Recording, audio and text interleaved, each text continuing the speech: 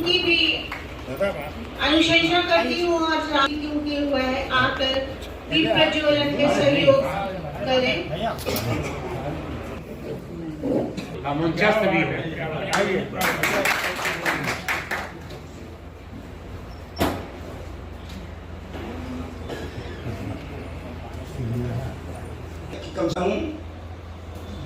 कि जीवन दिन लुटाई कारण शारद देवी कृपाय की जय। जानत हो कछु भक्ति नहीं पर पूत पुकार तो मातु पसी जय। नीरही छीरही भेदु बतावहु मान सुतारन को कसी दी जय। ज्ञानु विराग व भक्ति भरो गुरु भक्तन का मनु पावन की जय। हर हर महादेव।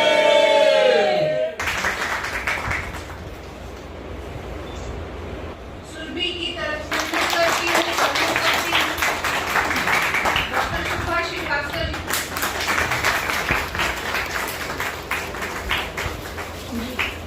श्री बजरंग। मैं विद्यार्थी तो फिलहाल अभी भी हूँ, पर वास्तव एक जो परिपाटी है विद्यार्थी होने की, वह विद्यार्थी जब मैं थी तो मुझे सिर्फ एक ही बात पता थी कि शिवरानी देवी प्रेमचंद की पत्नी है और उन्होंने प्रेमचंद घर में नामक उनकी जीवनी लिखी, सिर्फ इतना पता था। इसके बाद जब लेखन के क्षेत्र में आगे बढ़ी तो जैसा कि आप सभी जानते हैं, मेरी पुस्तक हिंदी साहित्य की आधी आबादी पूरा इतिहास, जब मैं इस पर काम करने लगी और तमाम लाइब्रेरी वगैरह में जब मैं विचरण करने लगी तो आश्चर्य की सीमा नहीं रही कि जिसका नाम भी हम नहीं जानते हैं उसने इतना विपुल साहित्य रचा है। तो सबसे पहले तो इस बात पर चर्चा होनी चाहिए कि आखिर उन्होंने लिखा क्या है जिसको लोग नहीं जानते हैं। तो सबसे पहला 1927 में, जुलाई 1927 में चांद पत्रिका में पृष्ठ 127 पर इनकी पहली कहानी प्रकाशित होती है, साहस।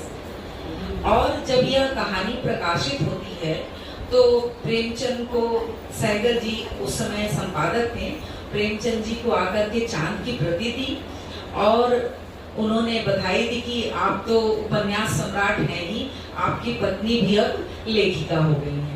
प्रेमचंद ने कहानी पढ़ी और जो और लोगों ने विचार उनको दिए थे, घर आकर के शिवरानी जी से कहा कि अब आप भी लेखिका बन गई हैं, देखिए आपकी कहानी प्रकाशित हुई है। तो उन्होंने ऐसे ही हंसी में कहा कि कहानी क्या, ये तो मजाक है।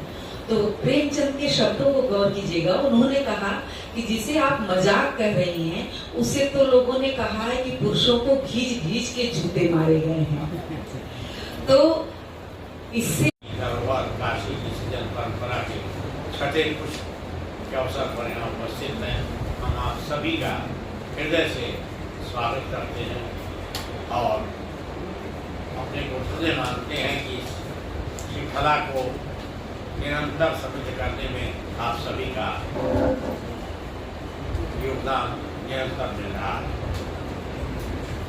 मैं इस शब्द कहूँगा तो शायद नाराज हो जाए, केवल इतना कहूँगा कि उनकी उपस्थिति से ये आयोजन अपने आप में सबसे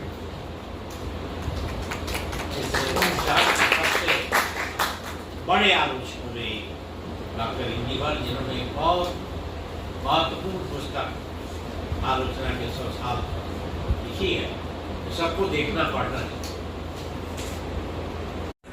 नामवर सिंह ने महादेवी के बारे में जिसके आगे राह नहीं शीर्षक अध्याय में जो कुछ लिखा है उससे फलित होता है कि महादेवी का एकाकी जीवन अतृप्ति से भरा था। अतृप्ति शब्द का प्रयोग नामवर जी करते हैं। बाहरी जीवन से कटी हुई महादेवी का जीवन सांसों की समाधि न हो जाए तो क्या हो। नामवर जी लिखते हैं कि पहले जहां अतृप्ति की प्रधानता थी, बाद में तृप्ति का काल्पनिक आनंद अनुभव किया जाने लगा। ये एक स्त्री की काम चेतना पर कटाक्ष है। कटाक्ष है कि एक अनमैरिड स्त्री अतृप्त रहेगी और वो तृप्ति की बात करेगी तो काल्पनिक ढंग से करेगी, जिसकी कोई प्रेम कथा समाज को कभी मिल नहीं पाई। समाज वाले तो वहां गड़ाए रहे कि महादेवी की कोई कथा कहीं से निकाल लाए, लेकिन कथा मिली नहीं। अब मैं इसकी जांच शब्दों के आधार पर करने की मैंने कोशिश की। इस आशय की जांच यदि शब्दों के माध्यम से की जाए तो दूसरी स्थिति सामने आती है। यदि अतृप्त शब्द को ध्यान में रखा जाए तो इसका सर्वाधिक प्रयोग प्रसाद ने किया है। महादेवी ने केवल 2-3 बार इस शब्द का प्रयोग किया है। तृप्त शब्द भी प्रसाद में ही सर्वाधिक है और महादेवी में बहुत कम है। इसी तरह का अर्थ देने वाला शब्द है प्यास। यह भी प्रसाद के पास ही सबसे ज्यादा है। लहरों में प्यास भरी है भंवर पात्र लिखा। इसी तरह का एक शब्द है तृषा। तृषा का मतलब ही प्यास। यह महादेवी की कविताओं में आया ही नहीं है। इसी प्रसंग में वासना से ज्यादा अच्छा शब्द भला क्या होगा। वासना भी प्रसाद में सबसे अधिक है, उनसे आधी मात्रा में निराला के पास है और पंथ में काम चलाने पर महादेवी वासना से मुक्त है। ये शब्द आया ही नहीं है उनके यहाँ। काम शब्द की आवृत्ति देखी जाए तो यह भी प्रसाद में ही अधिकतम है और उसका आधा निराला में। यह रोचक है कि काम और वासना की मात्रा प्रसाद में निराला की अपेक्षा 2 गुनी है। वासना की तरह ही काम शब्द महादेवी की कविता में आया ही नहीं है। एक जगह आया है काम शब्द, मुझे क्यों देते हो अभिराम, था पाने का दुस्तर काम। तो काम शब्द वहां कार्य के अर्थ में आया है। काम शब्द पंथ में भी नहीं है। जाहिर सी बात है कि पंथ में कामदेव भी नहीं है, लेकिन पल्लव में कविता है अनंग। बेचारा कामदेव सांगोपांग नहीं आकर अनंग ही आया है, बिना अंग वाला कामदेव। तीनों पुरुषों ने समान रुचि लेकर रति शब्द को सराहा है, मगर महादेवी ने रति को अपनी कविताओं में आने ही नहीं दिया है। कामदेव तो बाहर है ही, न रति है न कामदेव। उन्हें अनंग से भी कुछ लेना देना नहीं है। प्रेम शब्द की भी स्थिति इसी तरह की है। यह प्रसाद में अनेक बार आया है, निराला पंथ में कम ही संख्या में है और महादेवी में सबसे कम। महादेवी ने निहार में प्रेम की चमकीली आकर टर्म लिखा है। एक जगह प्रेम आया भी है तो प्रेममय दुख ऐसे बनकर आया है। दुख के साथ प्रणय के मामले में प्रसाद सबसे आगे है और सबसे पीछे महादेवी। महादेवी की कविताओं में ध्यान देने का अनुरोध करूंगा कि न पुरुष शब्द है न नारी शब्द है। कहीं नहीं आया है न पुरुष शब्द न नारी शब्द, जबकि तीनों पुरुष कवियों में पुरुष शब्द भी है और नारी भी है। पुरुष और नारी के प्रयोग में कामायनी कार सबसे आगे है। नारी तुम केवल संता, और केवल उसी की कविता में पौरुष शब्द भी आया है और पुरुषत्व शब्द भी आया है। केवल नारी से चोट खाए तुलसीदास में निराला ने केवल एक बार इस शब्द का प्रयोग किया है तुलसीदास किताब में। पंत अपनी एक कविता में शीर्षक भर दे पाए नारी रूप, और उसी नारी रूप कविता में यह पंक्ति है कि देवी मां सहचरी प्राण, जिससे शीर्षक है छायावाद में एक। पूरी कविता में केवल एक बार आया है नारी, तुम्हारे रोम रोम में नारी, मुझे है स्नेह। इस तरह तृप्ति हो या तृप्ति, प्यास हो या तृषा, काम हो या वासना, प्रेम हो या प्रणय, पुरुष हो या नारी, प्रसाद छायावादियों में सबसे आगे और महादेवी में सबसे पीछे। कि एकः शब्दः सम्यक् ज्ञातः सुप्रयुक्तः स्वर्गे लोके च कामधुक् भवति। एक शब्द ठीक से जान लीजिए और ठीक से उसका प्रयोग कर लीजिए, स्वर्ग लोक और ये लोक आपका दोनों बन जाएगा। ये जो कमलेश जी इतने सारे शब्दों को उसके सुप्रयोग को, उसकी व्युत्पत्ति को यहाँ पर रख रहे थे, मैंने वो कोर्स पढ़ा है। ये इस बीच में इस तरह से टिक करके काम करना बहुत मुश्किल है। और वो साधुवाद है सचमुच धन्यवाद है। और आपका भी मैं कह सकता हूँ कि हिंदी का एक पाठक तो हिंदी समाज में ही रहेगा। और ये जो चयन किया विद्याश्री न्यास सर ने ठीक कहा कि मैं पहले इसमें आ चुका हूँ और कुछ कहें कि उसने बात रखी थी, लेकिन इस मधुप गुनगुनाकर कहा जाता है कौन कहानी यह अपनी, मुरझाकर गिर रही पत्तियां देखो कितनी आज घनी। यह गंभीर अनंत नीलिमा में असंख्य जीवन इतिहास, यह लोग करते ही रहते हैं अपना वैन्मय मलिन उपहास। तब भी कहते हो कह डालो दुर्बलता अपनी बीती, तुम सुनकर सुख पाओगे देखोगे यह गागर रीति। किंतु कहीं ऐसे न हो कि तुम ही खाली करने वाले, अपने को समझो मेरा रस ले अपनी भरने वाले। यह विडंबना अरी सरलते तेरी हंसी उड़ाऊं मैं, भूले अपनी या प्रवत औरों की को दिखलाऊं मैं। उज्जवल गाथा कैसे गाऊं मधुर चांदनी रातों की, अरे खिलखिला कर हंसते होने वाली उन बातों की। मिला कहाँ वह सुख जिसका मैं स्वप्न देखकर जाग गया, आलिंगन में आते आते मुस्काया कर जो भाग गया। जिसके अरुण कपोलों की मत वाली सुंदर छाया में, अनुरागिनी उषा लेती थी निज सुहाग मधुमाया में। उसकी स्मृति पाथे बनी है थके पथिक की पंथा में, सीवन को उधेड़ कर देखोगे क्यों मेरी कंठा की।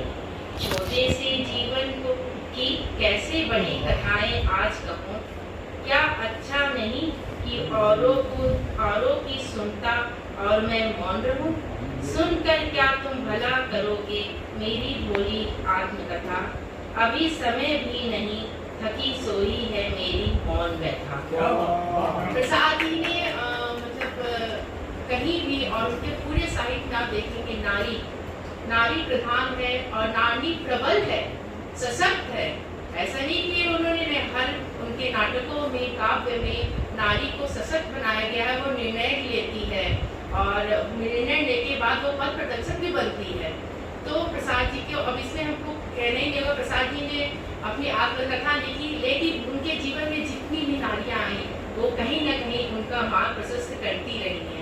उनका अभी मैं ये अंतरंग संस्मरणों में जयशंकर प्रसाद एक पुस्तक है पढ़ रही थी। इसमें एक सुमित्रा जी हैं, उन्होंने लिखा हुआ है कि समय काफी हो गया है तो मैं आपको सबको पढ़ के सुनाती इसमें उन लोगों की कि उन्होंने पूरा लिखा। प्रसाद जी को जब यक्षमा हुआ था राजक्षमा, तो वो बहुत पहले ही हो चुका था जब वो कहानी लिखना शुरू की। तो एक वो होम्योपैथी डॉक्टर के पास गए थे, वो रंगून से लौटे थे।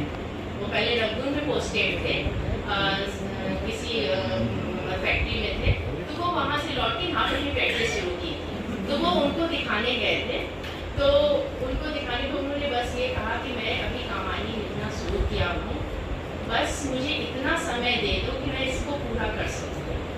और उनकी दवाएं काफ़ी, अगर कहानी पूरी हो गई है और पूरी होकर हम लोग पढ़ रहे हैं तो शायद उस डॉक्टर का भी बहुत बड़ा योगदान है कि प्रसाद जी को उतने समय तक उन्होंने थामा और कहानी पूरी होने के बाद ही एक वर्ष सन्नाटों ने प्रश्न किए पैदान चाहे, सन्नाटों ने प्रश्न किए पैदान चाहे, हवा लगा कर आग चली जाती है, हवा लगा कर आग चली जाती है।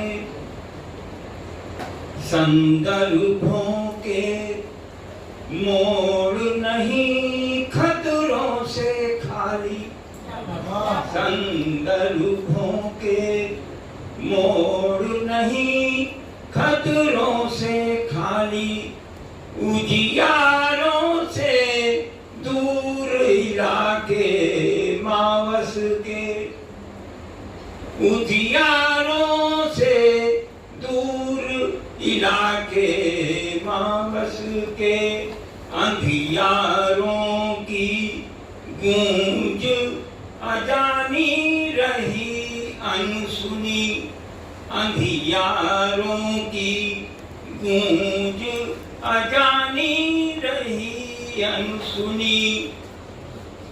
धूप हिलाकर हाथ चली जाती है, हवा लगा कर आग चली जाती है।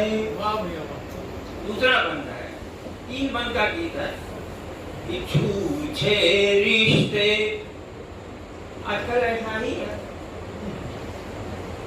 छूछे रिश्ते 100 ठहरे सौगंधों के, छूछे रिश्ते 100 ठहरे सौगंधों के, लहरों से कट गए किनारे हों जैसे। वाह, बहुत अच्छा। लहरों से कट गए किनारे हों जैसे, पतवारों से बात अधूरी रही नाव की, पतवारों से बात अधूरी रही नाव की, दीप चुरा कर शाम चली जाती है, हवा लगा कर आग चली जाती है।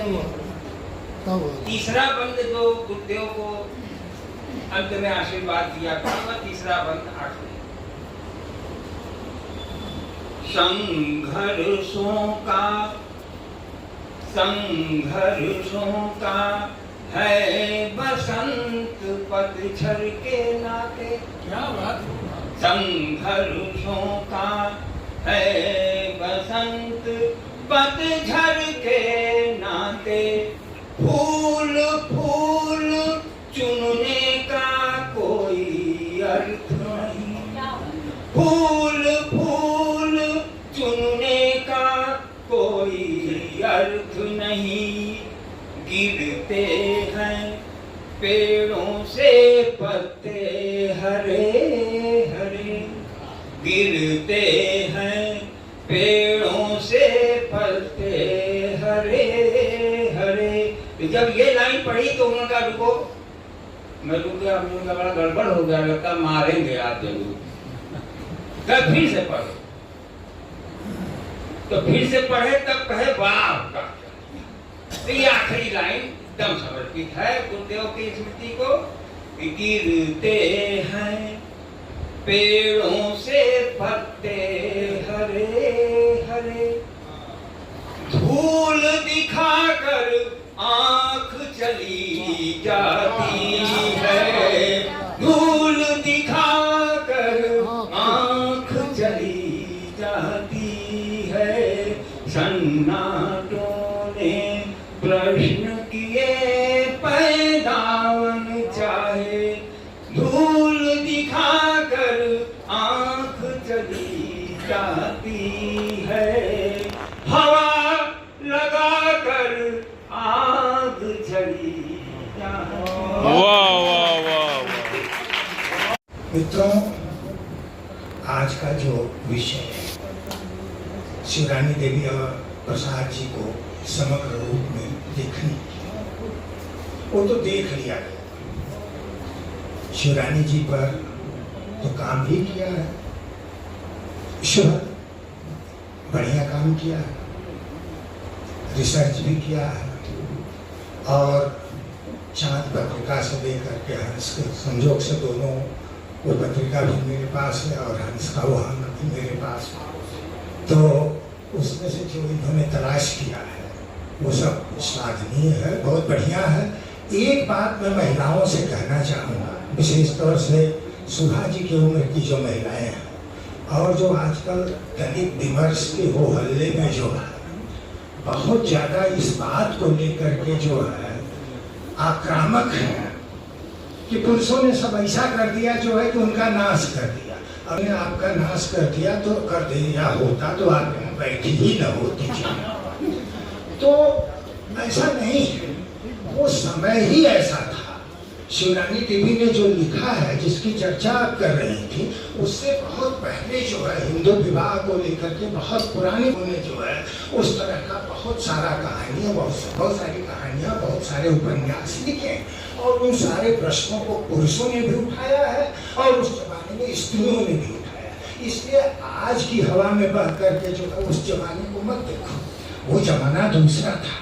और एक बात और बता दूं, मैं उस बात को लंबा नहीं, किस बात प्रसाद पर हो रही है। इस भूखंड की सबसे पुरानी जो संस्कृति रही है वो नाग संस्कृति रही है और असुर संस्कृति रही है।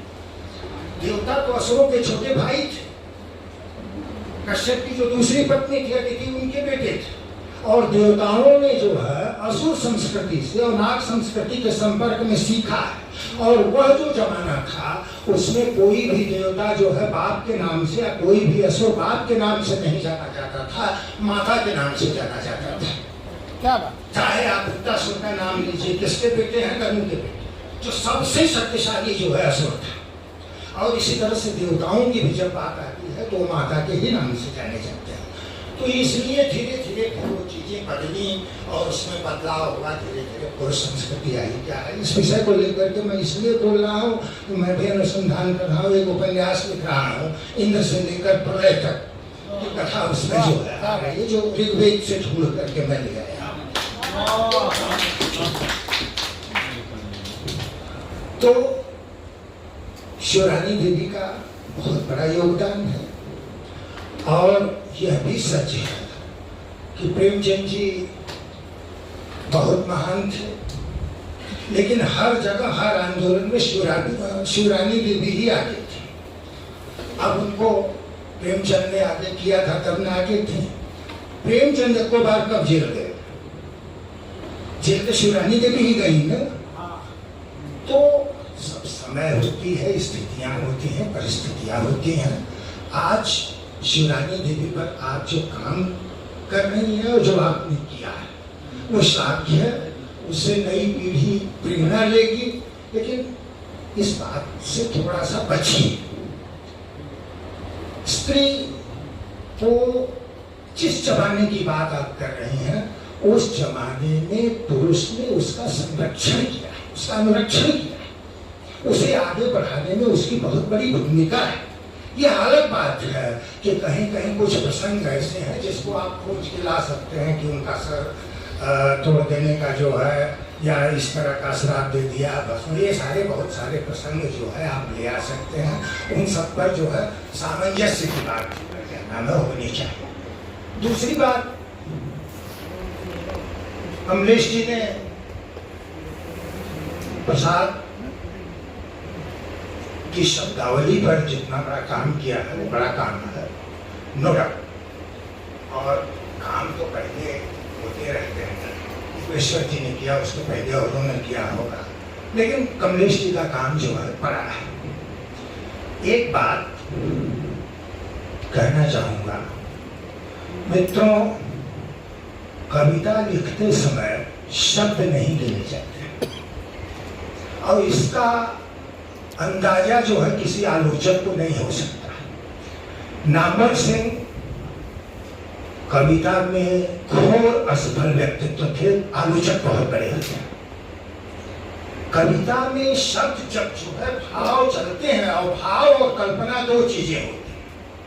वास्तविक कविता जो है कल्पना में होती है, इमेजरी में होती है और उस इमेजरी से ही बिंब बनते हैं। और जब इमेजरी जो है इमेजिन कल्पना जब अपने चरमोत्कर्ष पर पहुंच जाती है तो कवि को ध्यान कहाँ रहता है, जो वो तो समाधि अवस्था में फिर जो है कविता निकलने लगती है। और जब निकलती है तो शब्द अपने आप आने लगते हैं। ये बात मैं अनुभव के आधार पर कह रहा हूँ, क्योंकि मैं जब मैंने गीत लिखना जो है क्या नाम है बंद कर दिया है, लेकिन मैंने जो गीत लिखे हैं और उन गीतों की आलोचना अपने गीतों की भी की है, दूसरों की भी की है, वो कभी शब्द गिन करके और कभी सोच करके कविता में और गीत में शब्द नहीं आते। और प्रसाद जो है बहुत बड़े गीतकार है।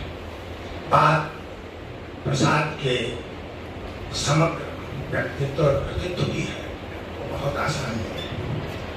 प्रसाद पर बात करना या किसी भी ऐसा जो व्यक्तित्व है जिसकी प्रतिभा इतनी बहुमुखी है कि उसने जिस चीज को छू दिया उस पर वो जो है आदर्श बना दिया, उसे देखने वाली चीज बना दी, उसे पढ़ने वाली बोलने वाली चीज बना दी, उस पर बात करना बहुत आसान है।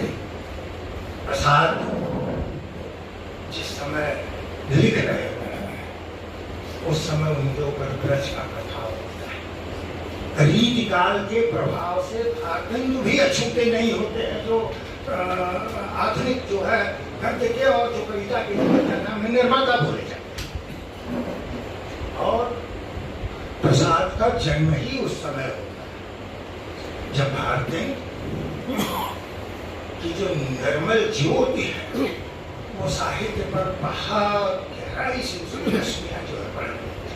मैंने जो किताब लिखी है प्रसाद का दार्शनिक पक्ष, जब मैं उस पर उनके जीवन के बारे में लिखने लगा तो घर द्वार से तलाशने की कोशिश की और लोगों से पूछने की कोशिश की, तो पता लगा जो है कि उस समय साथ की जो कुंडली है उस कुंडली में चंद्रमा जो है वो केंद्र में है। तो एक तरफ जो है भारतीय साहित्य के केंद्र में थे और दूसरी तरफ जो है खुदा चंद्रमा जो है प्रसाद के खनिज ज्योतिष के अनुसार जो है जिसके केंद्र में चंद्रमा होता है, सोम होता है, वह जो है इसी तरह का प्रतिभावान साहित्य व्यक्तित्व होता ही है। तो भारतीय प्रसाद को जो है इतना बड़ा साहित्यकार होना ही था जो उनके कुंडली में योग है। दूसरी बात जो मैं कहना चाहता हूँ कि ब्रज का उनके ऊपर जो है बहुत गहरा प्रभाव है, रीतिकाल का भी उनके ऊपर बहुत गहरा प्रभाव है। और 1918 के जो उनकी पहली रचना के प्रकार है उसमें ब्रज से वो बिल्कुल मतलब वो उसी प्रभाव की रचना है। और प्रसाद जब लिख रहे होते हैं तो कविता लिखते हैं तो कविता के साथ कविता ही नहीं लिखते, वो उपन्यास भी लिखते हैं, वो नाटक भी लिखते हैं, वो कहानी भी लिखते हैं। और कहानी जब लिखते हैं, कथा साहित्य में जब वो जो है लेखनी उठाते हैं और प्रवेश करते हैं तो प्रेमचंद के मुकाबले उन्होंने बनारस में एक थिंक टैंक ही, नया थिंक टैंक ही पैदा कर दिया। और एक बात कहूँ, सुनील प्रताप ने पिछली बार कहा था, मैं उसको डिक्टो करता हूँ। उस समय प्रेमचंद के कथा साहित्य पर उस समय की जो आलोचना है, प्रोफेसर श्रीमुख शास्त्री बहुत बड़े आलोचक थे। नंदलाल वाजपेयी के बारे में कुछ बताना ही नहीं। इन सब ने प्रेमचंद की कथा साहित्य के बारे में ये लिखा है कि वह अखबारी किस्म का कथा साहित्य है और बहुत सस्ता कथा साहित्य है। मैं जबकि इस पर इस विवाद में नहीं पड़ रहा, लेकिन मैं ये कहना चाहता हूँ कि प्रसाद का जो कृतित्व है और प्रसाद का जो व्यक्तित्व है वो एक नया थिंक टैंक खड़ा कर देने में, एक नया स्कूल खड़ा कर देने में जो है वो सक्षम। ये प्रसाद है। प्रसाद के साथ और वो जो समय है, दो व्यक्ति और लिखे, अंत और निराला, और इन तीनों को मिला करके छायावाद की बेहतरी बनती है। प्रसाद इनमें बेजोड़ है, अप्रतिम, क्योंकि प्रसाद की चित्राधार 1918 में, उसके बाद प्रसाद की किताब जो पहली किताब जो काफी चर्चित होती है वो आती है झरना, वो 1918 में आती है। झरना के बाद जो है आंसू 1925 में आता है, आंसू के बाद लहर 1933 में, और उसके बाद कामायनी 1936 में। अब ये कुल जो है कामायनी के बाद प्रसाद की लीला समाप्त हो जाती है। तो प्रसाद को कितना समय मिलता है? 18 से 37 के बीच कुल 18 साल का समय मिलता है। 18 साल लंबी सड़क और इस 18 साल की सड़क पर इतनी बड़ी प्रसाद की साहित्य यात्रा है जो हर विधा में, जब वो कविता लिखते हैं तो बेजोड़ होता है, नाटक लिखते हैं उसका कोई शान नहीं होता। नाटक की सफलता के लिए कोई सफल नाटक उसमें 4 बातें जो है जरूरी हो।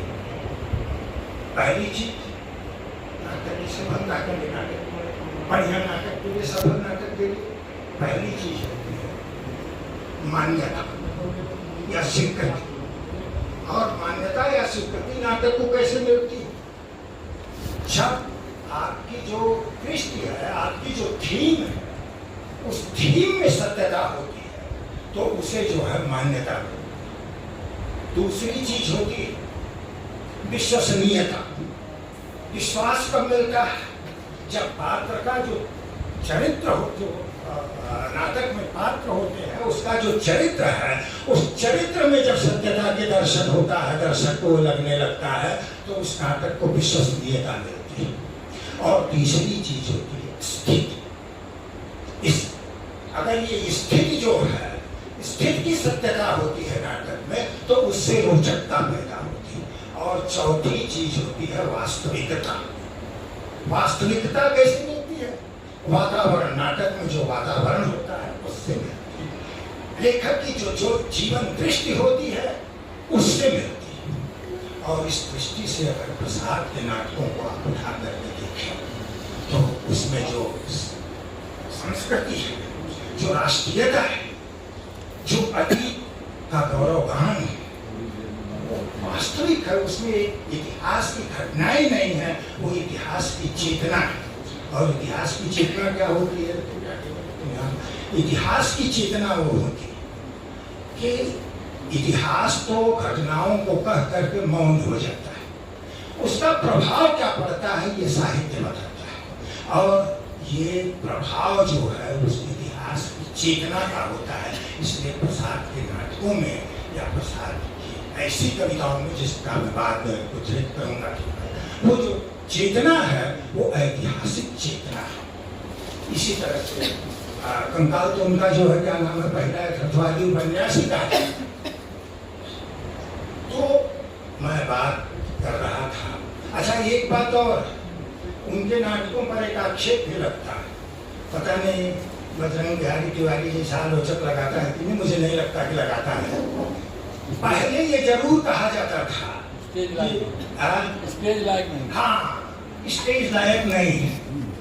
और पर्शियन नाटक का प्रभाव, बच्चन सिंह लिखते हैं कि विशाख तक तो पर्शियन नाटक का प्रभाव है, लेकिन विशाख के बाद जो है प्रसाद के नाटकों पर जो है कोई पर्शियन नाटक कंपनी का प्रभाव नहीं। और दूसरी बात ये कही जाती है कि प्रसाद के नाटक विश्वविद्यालय परिषद के सबसे बड़े जो है, क्या नाम है, सबसे लोकप्रिय है। हाँ सही है। मैं तो बम्बई विश्वविद्यालय से संबद्ध रहा, इसलिए देखा बम्बई विश्वविद्यालय से लेकर के कलकत्ता तक का जो हिंदी विभाग है, हिंदी पट्टी की तो बात छोड़ ही दीजिए, प्रसाद के नाटक पढ़ाए जाते हैं, उस पर अनुसंधान होते हैं, उस पर रिसर्च चलता है। तो यह थोड़ी है कि अगर मान लीजिए कोई चीज विश्वविद्यालय के द्वारा मान्यता प्राप्त है या विश्वविद्यालय के पाठ्यक्रमों में है, तो आज के तारीख में जिस तरह से जो है स्टेज का बढ़ाव हुआ है, जिस तरह से आधुनिक संसाधन हुए हैं, जब मोहन राकेश का आषाढ़ का एक दिन त्रिलोचन शास्त्री के सबसे छोटे बेटे बीएचयू में खेल करके जो है दिखवा देते हैं, क्या नाम था उनका, नाम भूल रहा है, सबसे छोटे लड़के थे त्रिलोचन जी के, तो वो अगर दिखवा सकते हैं तो फिर जो है, क्या नाम है, प्रेमचंद का आज के युग में जो है स्टेज लायक नाटक में ये कहना सरासर जो है अन्याय है। ऐसा जो है कुछ नहीं। इसलिए प्रसाद एक सफल और बड़े नाटककार है, किसी तरह का प्रश्न चिन्ह नहीं लगाया। बात में कविता की कर रहा था, लेकिन समय का तो मुझे ध्यान रखना है, इसलिए बहुत शार्ट में मैं बातें कहूँगा। बजरंग बिहारी तिवारी को गाड़ी भी पकड़नी है, स्टूडेंट वहाँ जो है स्टेशन पर छोड़ के आए हैं, तो मैं बहुत जल्दी ही 10 मिनट में बात अपनी समाप्त करने की कोशिश करूंगा। मित्रों, प्रसाद पर भले ही व्रत का प्रभाव रीतिकालीन अवशेष उनके भीतर भले ही, लेकिन प्रसाद का लहर जब था तो उसको जो है झरना जो 1918 में आता है, जब उसको पढ़ने लगते हैं तो लगता है कि जैसे छायावाद की कुंपलें जो है इसमें फूट। और उसका कारण यह है कि प्रसाद जो भाषा देते हैं खड़ी बोली को, प्रसाद जो चित्रात्मकता देते हैं, प्रसाद जो अभिव्यंजना देते हैं, वह जो है बिल्कुल नई किस्म की होती है और इनकी पहली बार जो है आती है। और इसके बाद तो आंसू आता है और लहर, और उसके बाद जो है अब मैं एक बात यहाँ ये कहना चाहता हूँ, आंसू पर बात करूँ 2 लाइन में। उसके पहले ये कहना चाहूँगा कि प्रसाद निराला की तरह जो है तो प्रयोग के लिए दर जो है क्या नाम है वो भटकते नहीं। निराला प्रयोगों की छड़ी लगाते हैं, प्रयोगों के लिए जगह जगह जो है भटकते। पंत के विचारों में निरंतर जो है फ्लक्चुएशन होता रहता है, लेकिन प्रसाद एक हार चलते हैं। और प्रसाद का जो काव्य है, आंसू को ही मैं कहना चाहूँगा, प्रसाद का जो काव्य है वह काव्य इस तरह का होता है कि जैसे कोई एक दग्ध यात्रा होती हो जो निरंतर जैसे दीप की शिखा जलती है या कोई लपट जलती है, उस तरह से जो है उसके दग्धता रहती है। उस प्रेम में कहीं कोई जो केवल सीधी सीधी स्थूलता जो है वो नहीं रहती। बात को थोड़ा सा व्यवस्थित तरीके से एक एक किताब को लेकर मैं इसलिए नहीं कर पा रहा हूँ। अध्यक्ष का एक दुर्भाग्य होता है कि जिसको न बोलवाना हो उसको अध्यक्ष बना के बैठा है। तो मैं एक एक किताब को कहना तो चाहता था जो है, लेकिन नहीं कह पा रहा हूँ, तो समय काफी हो रहा है। दूसरी बात, प्रसाद का जो परिवेश निराला को अपने ऐश्वर्य जीवन में ही बंगाल मिल जाता है देखने और समझने के। पंत को पश्चिम के साहित्य का अध्ययन और उसकी जानकारी जो है प्रसाद से पहले हो। पंत और निराला के मुकाबले प्रसाद को बहुत नैरो एटमॉस्फेयर मिलता है, बहुत सकरा एटमॉस्फेयर मिलता है। वो केवल मैं जब वो जीवनी मुक्ति लिख रहा था उसमें तो मुझे ये पता चला कि उनको उनका बचपन का नाम झारखंडी था। क्यों था? क्योंकि उनको जो है जीने के लिए वैद्यनाथ धाम की यात्रा कराई गई थी, झारखंड का नाम झारखंडी था। और उन्हें माँ के साथ जो देखने को मिला वो क्या मिला? ओंकारेश्वर, वो मिला महाकालेश्वर, वो मिला वो धारा। मतलब इस तरह के जो तीर्थस्थल, कहने का मतलब कि शिव की नगरी में पैदा हुए, शिव का दर्शन हुआ जो है, और इस तरह से उनके ऊपर वैदिक वाङ्मय, पौराणिक वाङ्मय का जो है वो अध्ययन हुआ और उसका प्रभाव पड़ा। लेकिन यहाँ यह बात ध्यान देने कि प्रसाद की जगह अगर कोई दूसरा व्यक्ति होता तो वह पुराणों के घेरे में जो है सांप्रदायिक बन जाता, राष्ट्रीयता और संस्कृति के घेरे में सांप्रदायिक बन जाता। लेकिन प्रसाद में जो अतीत का पुनराख्यान है, जो सांस्कृतिक चेतना है, वह या जो राष्ट्रीयता है, वह एक पैर पर खड़ा होकर के हठयोग करने की राष्ट्रीयता नहीं है, वो संस्कृति नहीं है। उनकी राष्ट्रीयता और संस्कृति जो है वो अग्रगामी है, वो पीछे ले जाने वाली नहीं है। तो ये इसके साथ ही बहुत सारी बातें कही जा सकती हैं। एक बात करके बात खत्म करता, आंसू पर बात करना चाहता था, और जो है वो नंदलाल वाजपेयी की बात कहना चाहता था कि उनमें जो है इस तरह का रहस्यवाद नहीं है जो सूफी संतों में है, उनमें प्रकट रहस्यवाद है। तो खैर इन बातों को छोड़ते एक बात जो भाषा वाली बात हो रही थी, शब्दों वाली बात हो रही थी, मैं उस समय का एक बड़ा विवाद जो है कोट करना चाहता हूँ, पढ़ूंगा नहीं। ऐसे ही जो है दिनकर ने प्रसाद के बारे में लिखा है कि प्रसाद की जो भाषा है वो बहुत ही जो है कमजोर है और उससे जो है कविता का कोई उत्थान नहीं होता है। और इसी तरह की बात भगवत शरण उपाध्याय ने भी लिखी है कि प्रसाद का जो कामायनी है वो काव्यत्व की दृष्टि से घटिया है, लेकिन उसका जवाब सबसे मजबूत जवाब अगर किसी ने दिया है तो वो जवाब दिया है मुक्तिबोध। मुक्तिबोध में जो है प्रसाद की भाषा की भी तारीफ की है, प्रसाद के काव्यबिंब की तारीफ की है और प्रसाद के काव्यत्व की तारीफ की है। और प्रसाद ने और मुक्तिबोध ने जो है उसके दार्शनिक स्तर को भी टटोला है और मुक्तिबोध ने उस दर्शन को बताया है कि दर्शन और काव्य क्या होता है और दर्शन से काव्य का संबंध क्या होता है। काव्य खुद दर्शन बनाता है, काव्य किसी बने बनाए दर्शन पर नहीं चलता है। तो ये एक बात जो है मैं कह करके और बात को समाप्त कर रहा हूँ। बातें तो बहुत सी करनी है। उन पर कामायनी पर जो सबसे बड़ा आक्षेप लगता है उसका अंत जो है कमजोर है, उसका भी जवाब दिया है। और एक बात मुक्तिबोध भी जो प्रसाद से चाहते हैं अंत के बारे में, मुक्तिबोध ही इस बात को ज्यादा उठाते हैं कि उसका अंत बहुत कमजोर है। मुक्तिबोध शायद बोल्शेविक क्रांति की तरह है, या अंत में जो है वो प्रसाद से चाहते हैं कि जब वो वहाँ पहुँच जाते हैं जो है इराक में, और जब वो राज्य का उनको जो है प्रभार सौंपा जाता है, प्रजापति बना दिया जाता है, तो उस किसान मजदूर के शोषण और शोषित की बात उसमें करते। तो प्रसाद जो है वो कोई जो है बोल्शेविक क्रांति का ग्रंथ नहीं लिख रहे थे। उसकी जो कथा है और उसका जो बैकग्राउंड है वो वैदिक है और उस शतपथ ब्राह्मण से है और पौराणिक है। तो वहाँ से जो बैकग्राउंड उन्होंने उठाया है उसमें यह बात तो कही जा सकती है कि उसमें प्रेम सफल है कि नहीं है, कितना सफल असफल है।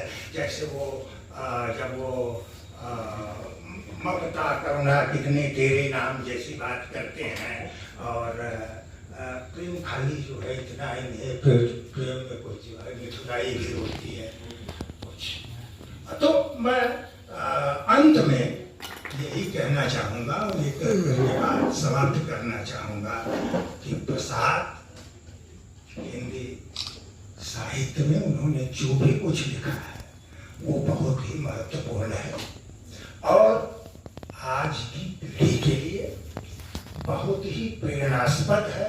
विशेष तौर से आज का जो मनुष्य है उसे जो है अपने अतीत के माध्यम से वर्तमान की जो यात्रा करनी चाहिए और वर्तमान से जिस तरह से जुड़ना चाहिए, अतीत को बिना भूले हुए उससे प्रेरणा लेकर के, उससे शिक्षा लेकर के किस तरह से राष्ट्रीयता को विकसित करना चाहिए, राष्ट्र को मजबूत करना चाहिए, ये तमाम सारी बातें जो है प्रसाद के साहित्य से सीखी जा सकती है, उससे प्रेरणा ली जा सकती है। मुझे बहुत खुशी है कि आज का यह जो कार्यक्रम है ये बहुत बढ़िया, बहुत उत्तम, और यह जो श्रृंखला चल रही है ये श्रृंखला जो है बहुत ही, कभी जब इतिहास लिखा जाएगा काशी के साहित्य का और काशी के साहित्य में क्या क्या जो है किया गया और कैसे उसको आगे बढ़ाया गया, तो जब ये 21वीं सदी का ये इतिहास आएगा तो जो ये विज्ञास के माध्यम से ये कार्यक्रम चलाया जा रहा है उसका निश्चय ही बहुत महत्व होगा और आने वाली पीढ़ी जो है इससे सीखेगी। इन्हीं चंद शब्दों के साथ मैं विराम लूंगा और बहुत बहुत धन्यवाद। सभी वक्ता हैं, अगर जिसको भी इसमें बोलने के लिए कहा जाए तो 45 मिनट बोल सकता है किसी विषय पर। मैं सबसे पहले वास्तविक अर्थों में जो आज हमारे अतिथि हैं, अतिथि का अर्थ होता है जिसके आने की तिथि निर्धारित नहीं होती, तो हमारे अतिथि आज श्री डॉक्टर बजरंग बिहारी तिवारी जी हैं। मैं सबसे पहले जरा ताली तो बजा दीजिए। नई दिल्ली से हैं। मैं डॉक्टर बजरंग बिहारी तिवारी जी को इससे पहले हंस पत्रिका के माध्यम से केवल जानता सुनता रहा हूँ, पढ़ता रहा हूँ, और खास तौर से इनकी श्रृंखला, कई श्रृंखलाओं में मेरे ख्याल से एक दलित दिवस पे काफी कथा देश में भी, हंस में भी था, दोनों में था। तो मैं सबसे पहले सर आपके प्रति, हाँ कदों में था, लेकिन कदों में श्रृंखला पूरी नहीं थी। हाँ जी जी जी। तो मैं सबसे पहले आपके प्रति आभार प्रकट करता हूँ। हमारे आज की अध्यक्षता कर रहे साहित्य भूषण डॉक्टर इंदिवर जी, उनसे आपने तमाम जो चर्चाएं हुई हैं उनका संक्षिप्त विवरण आपने सुना। डॉक्टर कमलेश वर्मा जी, आपको मैंने सबसे पहले सुना था श्री प्रकाश शुक्ला जी के किताब के लोकार्पण में, आपने बहुत अच्छा बोला था। आज आपको विधिवत सुनने का मौका मिला है, मैं आपके प्रति बहुत बहुत आभार व्यक्त करता हूँ। सुभाष श्रीवास्तव जी के बारे में क्या कहना, शिवानी जी के तो आपने एकदम मुझे सुंदरानी जी के ऊपर एकदम छाप लगा दी, बहुत बहुत आभार। कविता जी ने अपनी कुल परंपरा का निर्वाह कर रही हैं, उसके लिए बहुत बहुत आभार। आप सभी जो इतनी देर तक बैठे रहे, सुनते रहे और इसको सजोते रहे, मुझे विश्वास है कि आगे भी आप सबका इसी प्रकार से सहयोग मिलता रहेगा। और ये कार्यक्रम दरअसल एक साहित्य में बनारस की एक नई देन होगी। मेरे ख्याल से कहीं इस तरह की श्रृंखला नहीं आयोजित की जाती है। बहुत बहुत धन्यवाद।